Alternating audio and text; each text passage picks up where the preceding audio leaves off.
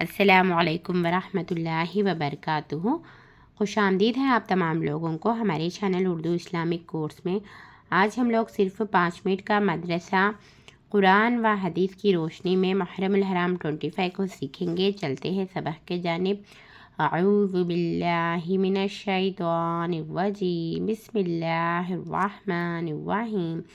Number 1، اسلامی تاریخ۔ حضرت ابراہیم علیہ السلام۔ حضرت ابراہیم علیہ السلام جنوبی عراق میں بابل کے مقام پر پیدا ہوئے۔ آپ علیہ السلام کے والد کا نام آذر بن ناہور تھا۔ آپ کی قوم بت پرست تھی اور آپ کے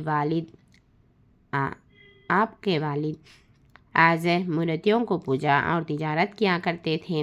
اس لیے آپ علیہ السلام نے اپنے گھر سے ہی دعوت دینے کی شروعات کی۔ پھر بادشاہ وقت نمرود کو اور عام لوگوں کو توحید کی دعوت دی۔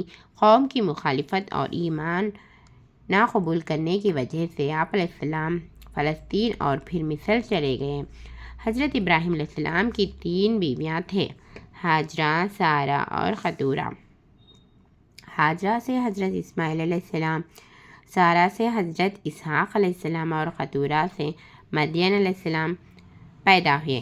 آپ علیہ السلام کو ابو الانبیاء یعنی نبیوں کا باپ کہا جاتا ہے، اس لیے کہ آپ علیہ السلام کے بعد آنے والے تمام انبیاء آپ علیہ السلام کی نسل میں پیدا ہوئے ہیں۔